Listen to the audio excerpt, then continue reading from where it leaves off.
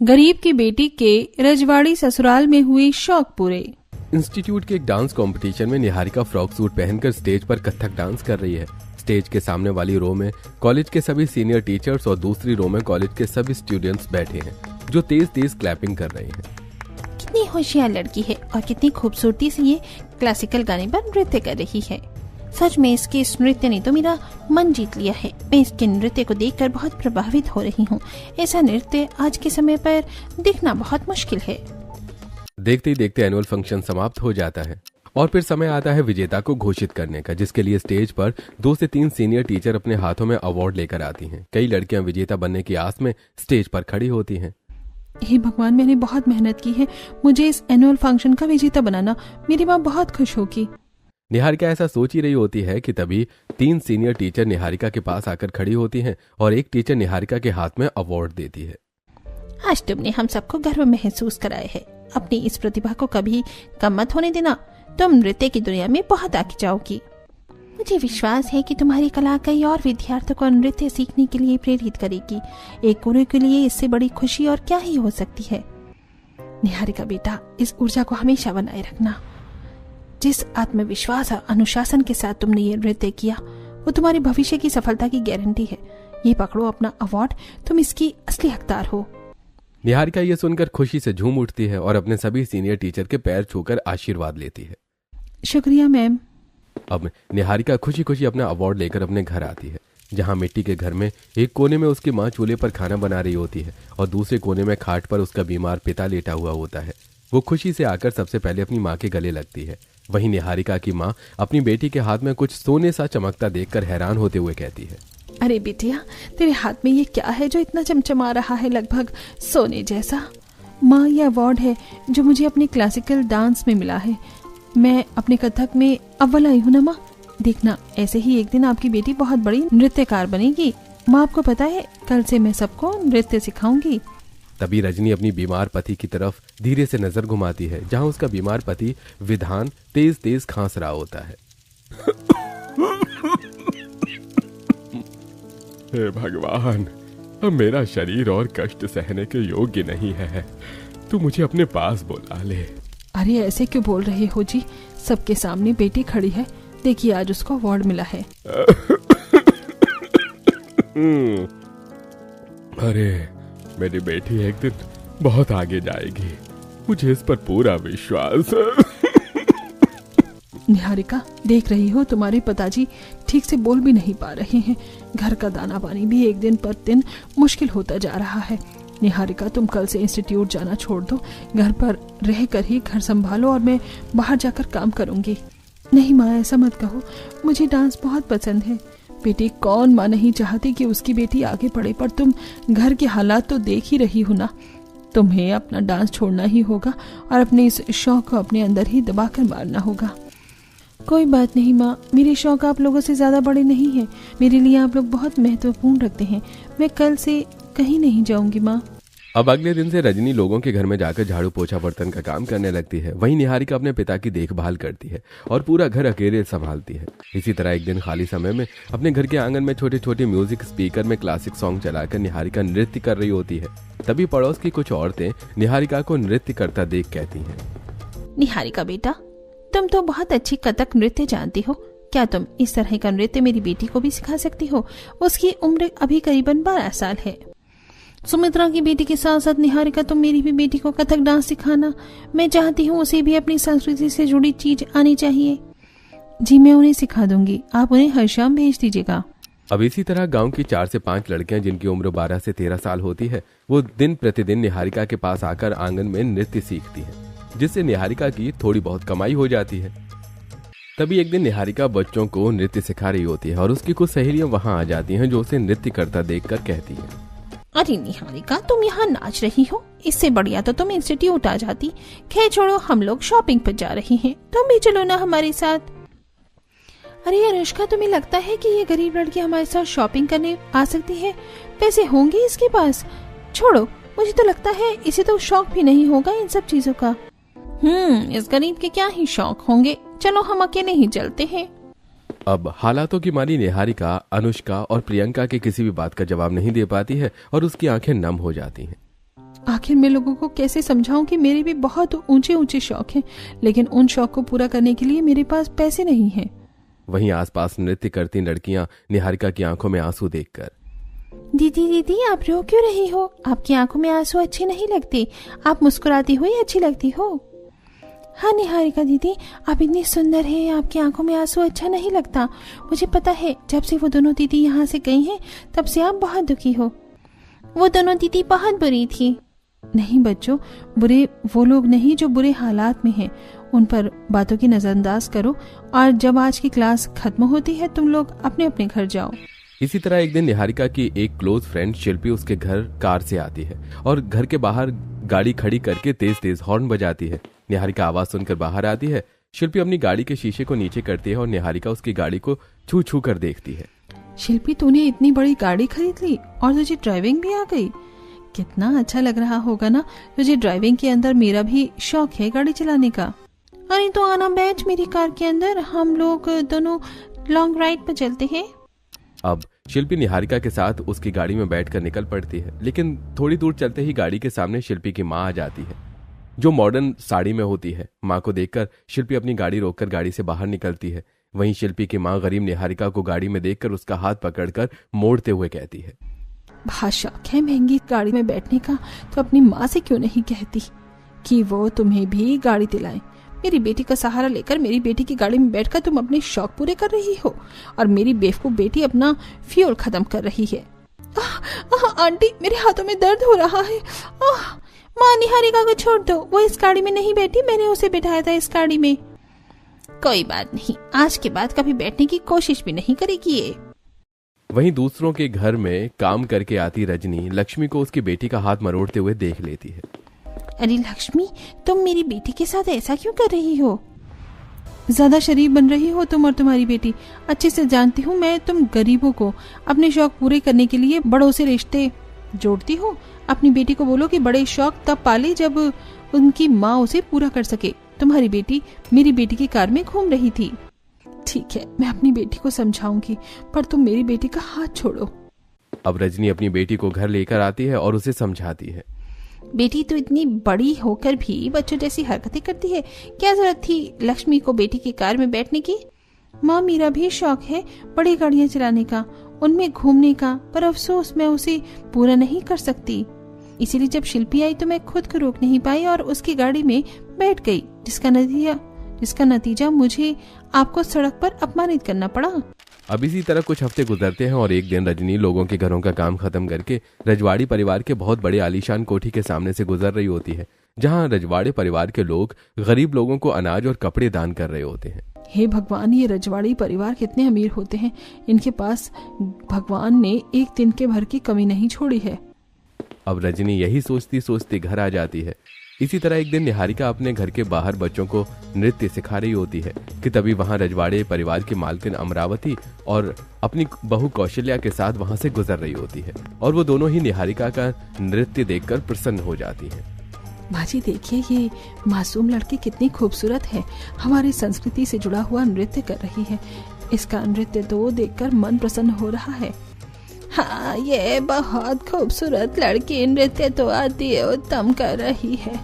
ऐसा नृत्य एक टाइम पर हमारे रजवाड़े परिवार की शान हुआ करता था, पर आजकल की मॉडर्न लड़कियां इस नृत्य को भूलकर महंगे महंगे डिस्को बार और क्लब में जाकर पैसे बर्बाद करती हैं।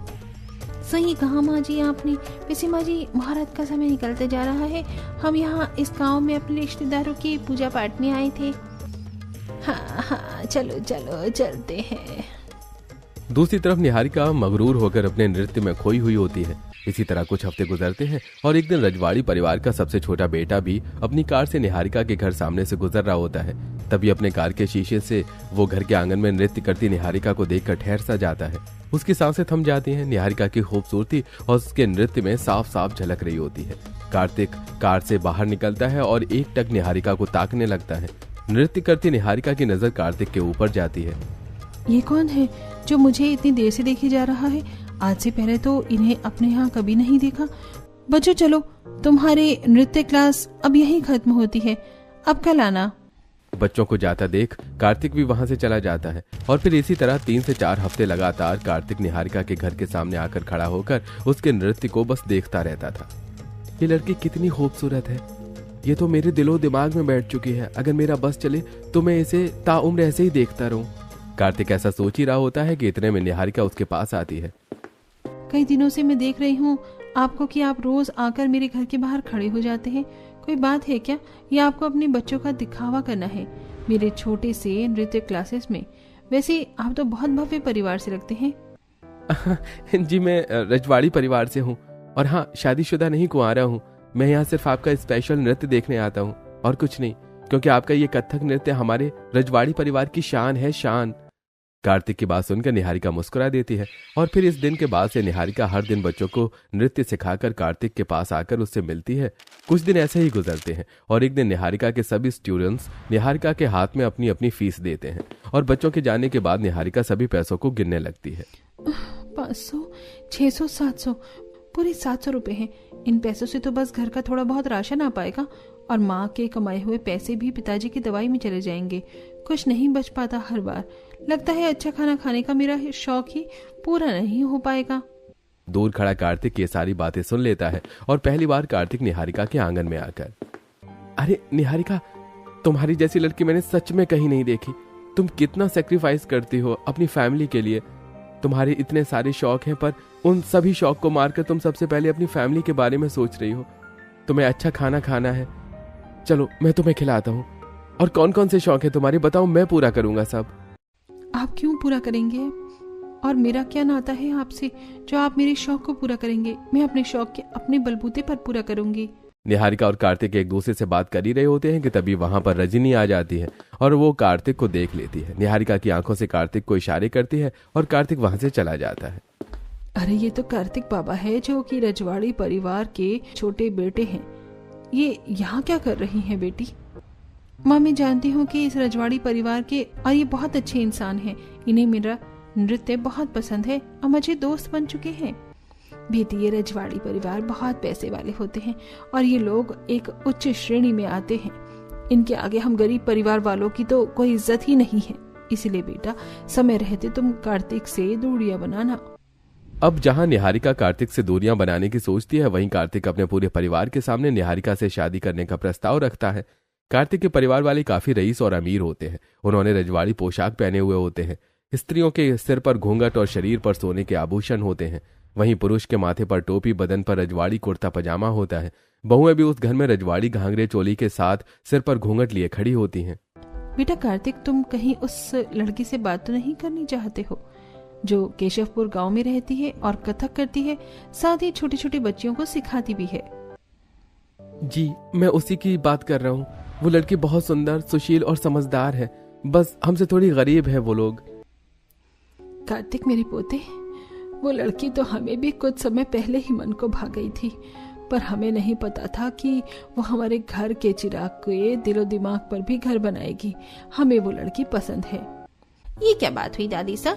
रोड पर नाच करती हुई कोई भी लड़की इस घर की बहू बन जाएगी क्या? सच में दीवाची, आपको थोड़ा तो हमारे रजवाड़ी परिवार की इज्जत के बारे में ख्याल नहीं आया? एक नाच करने वाली गरीब लड़की हमारे रजवाड़ी परिवार की बहू बनेगी? आप लोगों ने कैसे सोच लिया? और माँ जी, दादाजी, आप इस बात से सहमत कैसे हैं? मीनाक्षी, तुम इस तरह से कैसे बोल रही हो? ये कोई तरीका है बात करने का? हाँ पलक, तुम्हें भी बोलने के लिए अगर खुला छोड़ दिया जाए तो तुम कुछ भी बोलने लगती हो। शुक्रिया भैया, आपने अपनी पत्नी के इस बर्ताव पर आवाज उठाई। और भाभी, आप लोग मेरी पसंद पर इस तरह से उंगलियां मत उठाइए और आप सड़क पर नाच करने वाली लड़कियों से मेरी पसंद की लड़की की तुलना मत कीजिए। वो सबसे अलग है और वो कथक करती है जो हमारी संस्कृति से जुड़ी हुई है। सही कह रहे हो कार्तिक, तुम और हमारा पूरा परिवार अब तुम्हारी पसंद की लड़की से तुम्हारा विवाह करने के लिए सहमत है। हम कल ही उनके घर जाएंगे। अब अगले ही दिन 1 से 2 नौकर अपने हाथ में शादी के शगुन का सामान लेकर अमरावती, कौशल्या और कार्तिक के साथ निहारिका के घर में घुसते हैं। ये सब देखकर निहारिका का बीमार पिता जैसे तैसे लाठी के सहारे उठकर खड़े होते हैं। रजनी भी आश्चर्यजनक होते हुए कहती है, अरे आप लोग मेरे करीब घर के अचानक बाहर, मुझे तो विश्वास ही नहीं हो रहा। कार्तिक जी, आप यहाँ? हाँ निहारिका, तुमने कहा था ना मेरा तुमसे कोई नाता नहीं है, इसलिए मैं तुम्हारे शौक पूरे नहीं कर सकता। तो लो आ गया तुम्हारा कार्तिक तुमसे नाता जोड़ने। हाँ बेटी, हम तुम्हें अपने रजवाड़ी परिवार की बहू बनाते हैं। मैंने तो जरूर पिछले जन्म में कोई अच्छा कर्म किया होगा, जिस वजह से मेरी गरीब बेटी के लिए रजवाड़ी परिवार का रिश्ता आया है। जी बिल्कुल। वैसे निहारिका बहू, तुम बहुत खूबसूरत हो बेटा। अब तुम भी बताओ, तुम इस रिश्ते से खुश हो ना? जी मैं खुश हूँ। अब रजवाड़ी परिवार अपने छोटे बेटे का रिश्ता फिक्स करके वहां से चले जाते हैं। आसपास के लोग ये देखकर दंग रह जाते हैं। वहीं 3 से 4 हफ्ते बाद निहारिका की शादी पूरी विधि विधान के साथ कार्तिक से हो जाती है। निहारिका शादी करके अपने रजवाड़े परिवार में आती है, जहां उसका गृह प्रवेश बड़ी ही खूबसूरती से किया जाता है। वो फूलों के रास्ते से चलकर अपने रजवाड़े परिवार की कोठी में आती है। आसपास बैंड बाजे ढोल ताशे बज रहे होते हैं, कई लोग नाच गा रहे होते हैं तो कुछ पैसे लुटा रहे होते हैं। अब निहारिका जैसे ही चौखट पर आकर खड़ी होती है, उसकी सास उसका गृह प्रवेश करवाती है। आओ बहुरानी, इस कलश को गिराकर कुमकुम की थाल में पैर रखकर हमारे रजवाड़ी परिवार में गृह प्रवेश करो। अब निहारिका कलश गिराकर कुमकुम की थाल में पैर डुबोकर घर के अंदर प्रवेश करती है। निहारिका चारों तरफ से अपने रजवाड़े परिवार की लंबी चौड़ी कोठी को देखकर आश्चर्यचकित रह जाती है। वहीं दूर खड़ी उसकी जेठानियां, देखो मीनाक्षी, हमारी गरीब परिवार की देवरानी हमारे रजवाड़ी परिवार की कोठी को कैसे आंख फड़फड़ कर देख रही है। सच में इस गरीब लड़की का इतना अच्छा तरीके से गृह प्रवेश दिखाकर तो मुझे गुस्सा ही आ रहा है। अब निहारिका अपने पति के साथ अपने कमरे में आती है और अपना आलीशान कमरा देखकर भी वो हैरान होते हुए कहती है, कार्तिक जी, आपका रूम इतना बड़ा और इतना खूबसूरत है। आपको पता है, शादी से पहले मेरा भी शौक था कि मेरा खुद का इतना सुंदर कमरा हो। पैसे की दिक्कत की वजह से मुझे अपने पूरे परिवार के साथ एक ही कमरे में रहना पड़ता था। कोई बात नहीं निहारिका, तुम्हारे शौक जो कभी पूरे नहीं हो पाए वो अब होंगे पूरे तुम्हारे रजवाड़ी ससुराल में। अब अगले दिन निहारिका नहा धोकर अपनी माँ की दी हुई साधारण सी साड़ी पहनकर अपने ससुराल वालों के आगे आती है। देवरानी जी, आपकी माँ को पता नहीं था कि आपकी शादी रजवाड़े परिवार में हुई है, क्योंकि पता होता तो मुझे नहीं लगता कि आपकी माँ आपको ऐसे भिखारी जैसे कपड़े पहनने देती है शादी के बाद। पता होने से क्या ही होता है, सारी बात पैसों की होती है। जितने पैसे होंगे उस हिसाब के तो 2 कपड़े लेंगे ना और पहनेंगे ना ये गरीब लड़की। तभी 2 नौकरानियां अपने हाथों में सुंदर सुंदर साड़ियां और गहने लेकर वहां आती हैं। छोटी मालकिन, आपके लिए रजवाड़ी पोशाक भिजवा गए हैं। छोटी मालकिन, ये सोने के आभूषण भी आपके लिए ही भिजवाए गए हैं। तभी पीछे से शकुंतला और अमरावती आती हैं। छोटी बहू, जाओ इन रजवाड़ी पोशाक और गहनों को पहन कर आओ। हमारे यहाँ इन साधारण कपड़ों को नहीं पहनती बहुएं। जी दादी सास, मैं अभी पहन कर आती हूँ। पहन तो लोगी ना देवरानी जी, ये आपको पहनाना पड़ेगा, क्योंकि आपने साइज से पहले तो कभी रजवाड़ी परिवारों वाले महंगे कपड़े और गहने पहने नहीं होंगे ना। सही कहा है, इस गरीब को क्या पता है कि महंगे कपड़े को कैसे पहना जाता है। शांत हो जाओ तुम दोनों बहू। अरे, बड़ी होने के बाद भी छोटों से कैसे बात की जाती है, तुम्हें पता नहीं है क्या? अब कपड़े लेकर निहारिका अपने कमरे में आती है और रजवाड़ी कपड़े गहने वही बालों में गजरा लगाकर शीशे के आगे तैयार होती है। अगर माँ मुझे आज इतने खूबसूरत कपड़ों में देखती तो कितना खुश होती। किसी टाइम पर मेरा भी शौक था इतने महंगे महंगे कपड़े पहनने का, लेकिन मैं पहन नहीं पाती थी। पर अब अपने रजवाड़ी ससुराल में मेरे अच्छे कपड़े पहनने का शौक पूरा हुआ। अब तैयार होकर निहारिका अपनी पहली रसोई का खाना बनाने के लिए रसोई में आती है, जहां रसोई काफी आलीशान होती है और रसोई में काफी इलेक्ट्रॉनिक मशीनें होती हैं। मिक्सर, रोटी maker, dishwasher, crockery set, electronic चूल्हा। हे राम, मेरी रजवाड़ी ससुराल की रसोई कितनी अच्छी है। अब निहारिका इतनी बोलती ही है कि तभी वहां पर कौशल्या और कार्तिक आते हैं। बहू, रसोई ठीक तो है ना, कोई कमी तो नहीं है? अरे नहीं नहीं, ये रसोई तो मेरे सपनों जैसी है माँ जी। मेरा बहुत शौक था कि मेरे पास भी इलेक्ट्रॉनिक रसोई हो, क्योंकि शादी से पहले मैं चूल्हे पर खाना बनाती थी। फिर तो बहुत अच्छी बात है, तुम्हारा इलेक्ट्रॉनिक चूल्हे पर खाना बनाने का शौक हमारे रजवाड़ी परिवार में पूरा हो गया। चलो अब हम चलते हैं। अब सबके जाने के बाद निहारिका अपनी पहली रसोई का खाना बनाती है, जिसमें ढेर सारे पकवान होते हैं और कुछ देर बाद उस पकवान को वो डाइनिंग टेबल पर परोसती है। घर के सभी सदस्य खाना खाना शुरू करते हैं। बहू, खाना तो बहुत अच्छा बना है, अति उत्तम। हाँ, खाना अच्छा बनाया है निहारिका जी आपने। हाँ, मुझे भी आपके हाथ का बना खाना बहुत पसंद आया। शुक्रिया जेठ जी। ज्यादा खुश मत होइए देवरानी जी, इतना भी अच्छा नहीं है। काफी ऑयली बनाया है आपने ये खाना। नहीं भाभी, ऐसा भी तो बिल्कुल नहीं है, खाना एकदम परफेक्ट है। निहारिका, आओ तुम भी हमारे साथ बैठकर खाना खाओ। अब निहारिका अपने पति के साथ बैठकर खाना खाती है। एक टाइम था जब मैं अच्छा खाना खाने का शौक तो रखती थी, पर उसे शौक को कभी पूरा नहीं कर पाती थी, और आज मैं अपने रजवाड़ी परिवार में पकवान बनाकर खा रही हूँ। इस तरह कुछ हफ्ते गुजरते हैं और निहारिका अपने रजवाड़ी परिवार की बहू बनने के बाद सभी जिम्मेदारियों को बड़ी ही खूबसूरती से निभा रही होती है। फिर वो घर के काम काज हो या घर के सदस्य की देखभाल। तभी एक दिन निहारिका घर के बाहर बने गार्डन में घूम रही होती है, जिनमें में काफी अच्छे फूल फव्वारे लगे हुए होते हैं। ऐसी जगह पर तो मैं कभी नहीं आई हूँ। ये जगह कितनी खूबसूरत लग रही है। अब ये सब देखते देखते निहारिका की नजर अपनी जेठानियों पर जाती है, जो गार्डन के बाहर कार में बैठकर कार चला रही होती है। यह देखकर निहारिका भी वहां जाती है। जेठानी जी, आप कार चलाना सीख रही हो? देवरानी जी, हम कार चलाना सीख नहीं रहे, हमें बहुत अच्छी तरीके से कार चलाना आती है। जेठानी जी, मुझे भी सिखा दीजिए ना कार चलाना, मुझे बहुत शौक है कार चलाने का। शौक है या रजवाड़ी परिवार में आकर शौक बढ़ते जा रहे हैं तुम्हारे? तभी वहां आते अमरावती, कौशल्या और कार्तिक ये सारी बातें सुनकर।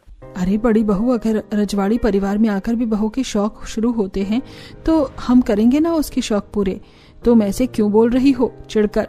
बड़ी बहू होने के बाद भी तुम दोनों जेठानी की बोली अपने देवरानी के साथ इतने टेढ़ी है, जितनी टेढ़ी है कि विश्वास ही नहीं होता कि तुम दोनों बड़ी हो। कार्तिक, जाओ और अपनी पत्नी को कार चलाने का शौक पूरा करो उसके रजवाड़ी ससुराल में। जी मम्मी। अब कार का डोर खोलकर कार्तिक निहारिका को कार में बिठाता है और उसे खाली सड़क पर ड्राइविंग सिखाता है। वहीं होनहार निहारिका 6 से 7 घंटे के अंदर प्रॉपर कार चलाना सीख जाती है और फिर अकेले कार चलाकर हाईवे पे अपने पति को घर लेकर आती है। निहारिका, तुम तो बहुत होशियार हो, इतनी जल्दी कार चलाना सीख भी गई। वैसे शौक पूरा करके कैसा लग रहा है? सच बताऊं कार्तिक जी, बहुत बहुत बहुत खुशी हो रही है। अब इसी तरह निहारिका को कार्तिक बड़े बड़े शॉपिंग मॉल में लेकर आता है, उसे शॉपिंग करवाता है। वहीं महंगी महंगी साड़ियां पहनाकर निहारिका मॉल में खुद को शीशे के पास देखती है। निहारिका, तुम इस साड़ी में इतनी खूबसूरत लग रही हो कि जी कर रहा है तुम्हें यहीं गले से लगा लूं। शुक्रिया कार्तिक जी, मुझे भी अपने आप को इतने अच्छे कपड़ों में देखकर बहुत खुशी हो रही है। मुझे बहुत शौक था अच्छे अच्छे कपड़े पहनने का, बड़े बड़े मॉल भी जाना। वैसे कार्तिक जी, ये साड़ी तो मैं घर में ही पहन सकती हूँ ना? अरे हाँ निहारिका, मैं जानता हूँ। चलो तुम इस साड़ी को तब पहनना जब तुम अकेले मेरे साथ कहीं घूमने जाओ। शुक्रिया कार्तिक जी, रजवाड़ी ससुराल में आकर मेरे हर छोटे बड़े शौक पूरे हो रहे हैं। कार्तिक जी, मैं बहुत खुशनसीब हूँ जो मुझे इतना अच्छा ससुराल मिला। अब निहारिका शॉपिंग करके अपने पति के साथ घर आ जाती है। तभी उसकी जेठानियाँ, क्या बात है देवरानी जी, शॉपिंग वगैरह हो रही है, हमें भी बता देती तो हम भी चल लेते। लगता है सारे शौक देवर जी पूरे करवा छोड़ेंगे देवरानी जी को क्या?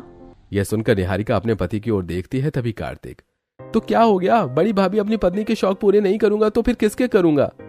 इस तरह कुछ हफ्ते गुजरते हैं। निहारिका को कई बार अपनी जेठानियों की बात बुरी लगती है, पर वो कभी पलटकर जवाब नहीं देती। तभी एक दिन निहारिका हॉल में मोबाइल पर क्लासिक सॉन्ग बजाकर कथक डांस कर रही होती है।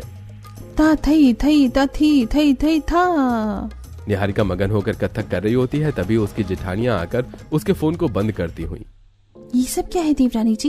ये नाच गाना अपने गरीब परिवार में करना, हमारे रजवाड़े परिवार में नहीं। और ये कैसे खुलेआम नाच रही हो तुम? अरे बोलो, चुप क्यों हो? तुम रजवाड़ी परिवार में नाचने आई हो क्या? अब अपनी जेठानियों की बातें सुनकर निहारिका की नजरें नीची हो जाती हैं और वो खुद में ही शर्मिंदगी महसूस करने लगती है। तभी वहां आते घर के बाकी सदस्य ये सारी चीजें देखकर, अरे तुम लोग ऐसे क्यों बात कर रही हो निहारिका?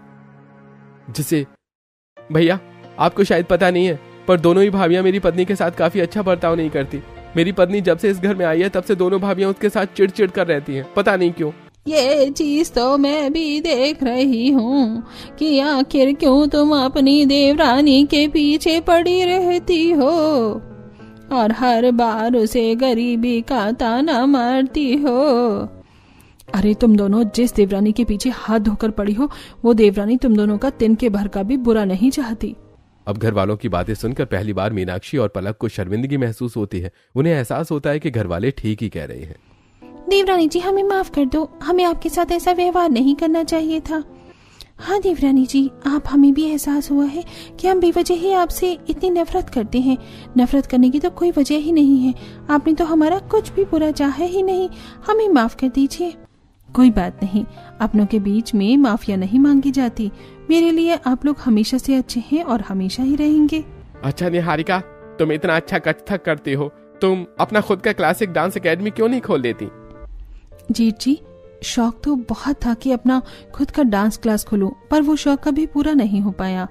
कोई बात नहीं देवरानी जी, जो शौक आपके पलक झपकते पूरे नहीं हो पाए, वो शौक अब आपके रजवाड़ी ससुराल में पूरे होंगे। आपके जेठ और देवर ने मिलकर आपका खुद का क्लासिकल डांस एकेडमी खुलवाया है। हाँ हाँ बिल्कुल। अब एक हफ्ते के अंदर निहारिका के दोनों ही जेठ और कार्तिक निहारिका का डांस एकेडमी खोल देते हैं, जिसमें निहारिका बच्चों को कथक सिखाना भी शुरू कर देती है। इसी तरह कुछ हफ्ते गुजरते हैं और एक दिन निहारिका के गरीब माता पिता अपनी बेटी से मिलने उसके रजवाड़ी ससुराल में आते हैं। अरे माँ जी, पिताजी आप आइए ना। माँ जी देखिए, मेरी माँ और पिताजी आए हैं। अरे आप लोग आइए ना, बैठिए। नौकर चाय नाश्ता लगाओ, और मेरी समधन और समधी आए हैं। अरे माँ जी आप। अब कार्तिक अपने सास ससुर के पैर छूकर आशीर्वाद लेता है। खुश रहो दामाद जी। खुश रहिए दामाद जी। अब निहारिका के माता पिता के लिए नौकरानियां पकवान डाइनिंग टेबल पर लगाती हैं। रजनी और विधान खाना खाते हैं। कुछ देर बाद माँ जी, मैं अपनी माँ के और पिताजी के साथ थोड़ा समय बिता लूं। अकेले में बहुत दिनों बाद मिल रही हूँ। अरे अरे, इसमें पूछने वाली क्या बात है। जाओ अच्छे से समय बिताओ, और दिक्कत वाली कोई बात ही नहीं है। अब निहारिका एक हाथ से अपने पिता और दूसरे हाथ से अपनी माँ का हाथ पकड़कर उन्हें अपना पूरा ससुराल दिखाती है। बहुत आलीशान ससुराल है बेटी तुम्हारा तो। हाँ, होगा क्यों नहीं, आखिर रजवाड़ी परिवार की बहू बनी है मेरी बेटी। माँ एक और चीज दिखाओ, इधर आइए। अब निहारिका अपने डांस क्लास की तरफ अपने माता पिता को लेकर आती है। देखिए माँ पिताजी, मुझे बचपन के शौक था कि तेरा खुद का डांस हो। मेरे ससुराल वालों ने मेरा ये शौक भी पूरा कर दिया।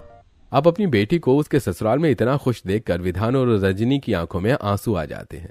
बेटी, मुझे बहुत खुशी है कि तुम ये सब देखकर कि तेरे रजवाड़ी ससुराल वालों ने तेरी हर छोटे बड़े ख्वाहिश को पूरा किया। अब अच्छे कपड़े पहनने का शौक था, अब देख आज तो अपने ससुराल में अच्छे कपड़े पहन रही है। सुंदर गहने तेरे बदन पर सज रहे हैं। तेरे हाथों के लिए तेरा डांस क्लास खाली है, और भी बहुत कुछ इन्होंने किया होगा तेरे लिए। हाँ बेटिया, तू बहुत खुश नसीब है जो तुझे रजवाड़ी ससुराल मिला। हाँ हाँ, मेरे ससुराल वाले बहुत अच्छे हैं। अब निहारिका के माता पिता की आंखों के आंसू बहने लगते हैं। तभी पीछे से निहारिका के ससुराल वाले आते हैं। रजनी जी, आपकी बेटी खुशी है और आप रो रही हो। ऐसे वैसे हम चाहते हैं कि आपकी बेटी के साथ साथ आप लोग भी खुश रहें। सही कहा माँ जी ने। अब हम लोग आपके लिए भी एक अच्छा घर बनवाएंगे, जिसमें आप दोनों अच्छे से रहेंगे, और हमारे रजवाड़ी परिवार से हर महीने आपके लिए खर्चा पानी भी जाएगा। तो आपको कहीं कोई काम करने की जरूरत नहीं है अब। अरे इन सब की जरूरत क्या है। मैं अपनी कुटिया में बहुत खुश हूँ। मेरी बेटी के शौक ही हो रहे हैं पूरे, मेरे लिए वो भी बहुत है। माँ जी, आपकी बेटी के साथ साथ आप भी हमारी अपने हैं, तो हम आपको तकलीफ में कैसे देख सकते हैं। आप लोग बहुत अच्छे हैं। ऐसा रजवाड़ी ससुराल हर लड़की को मिलना चाहिए। अब 1 से 2 महीने के अंदर निहारिका के ससुराल वाले निहारिका के माता पिता के लिए भी एक अच्छा घर बनवा देते हैं, और हर महीने उनको खर्चा पानी भेजते हैं, जिससे उनकी दिनचर्या हमेशा हमेशा के लिए बेहतर हो जाती है और वो एक अच्छी जिंदगी गुजारने लगती है।